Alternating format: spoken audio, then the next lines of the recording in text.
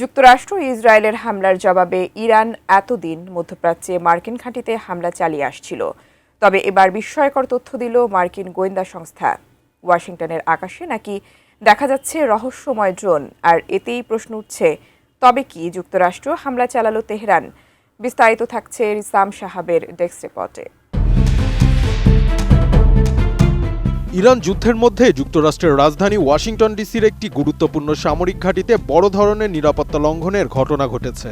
মার্কিন কর্মকর্তারা ফোর্ট ম্যাকনিয়ার ঘাঁটির ওপর অজ্ঞাত ড্রোন শনাক্ত করেছেন, যেখানে দেশটির পররাষ্ট্রমন্ত্রী মার্কো রুবিও ও প্রতিরক্ষা মন্ত্রী পিট হেগসেথ বসবাস করেন। মার্কিন সংবাদ মাধ্যম ওয়াশিংটন পোস্টের এক প্রতিবেদনে এ খবর জানানো হয়। এ ঘটনার পর হোয়াইট হাউসে একটি বৈঠক অনুষ্ঠিত হয়েছে এবং ওই এলাকার নিরাপত্তা ব্যবস্থা জোরদার করা হয়েছে।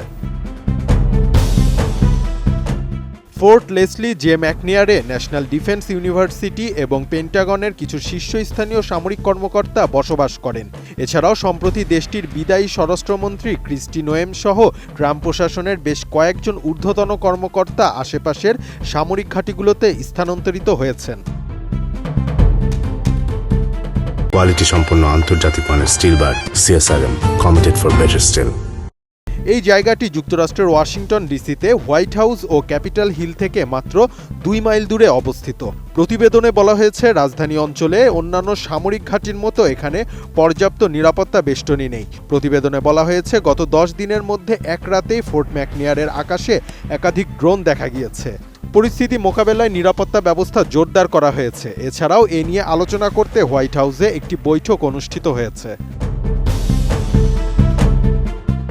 ওয়াশিংটন পোস্ট বলছে, ড্রোন শনাক্তের পর কর্মকর্তারা ফোর্ট ম্যাকনিয়ার থেকে রুবিও ও হেগসেথকে সরিয়ে নেওয়ার বিষয়ে আলোচনা করেছেন। গত অক্টোবরে একাধিক সংবাদ মাধ্যম জানিয়েছিল এ ঘাঁটিতে ট্রাম্প প্রশাসনের 2 মন্ত্রী বসবাস করছেন। তবে একজন ঊর্ধ্বতন কর্মকর্তা বলছেন, 2 মন্ত্রী এখনও তাদের বাড়ি ছেড়ে যাননি। প্রতিবেদনে আরও বলা হয়, ড্রোনগুলো কোথা থেকে এসেছিল তা এখনও নিশ্চিত হওয়া যায়নি। ইরানে যুক্তরাষ্ট্র ও ইসরায়েলের হামলার কারণে সামরিক বাহিনী সম্ভাব্য হুমকি মোকাবেলায় পরিস্থিতি নিবিড়ভাবে পর্যবেক্ষণ করছে।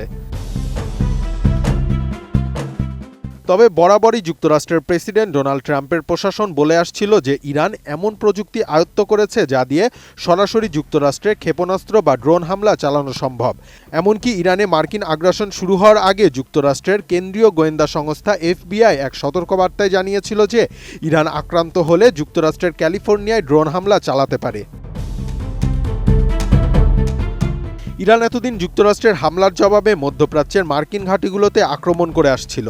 তবে ইরানের প্রযুক্তিগত সক্ষমতা বলছে, ইরান চাইলেই ড্রোনের মাধ্যমে যুক্তরাষ্ট্রে হামলা চালাতে পারে। এমন কিছু ঘটলে ইরানের সাথে যুক্তরাষ্ট্র ইসরায়েলের এই যুদ্ধ মোড় নেবে ভয়াবহ একদিকে। রিসাম সাহাব, ATN নিউজ।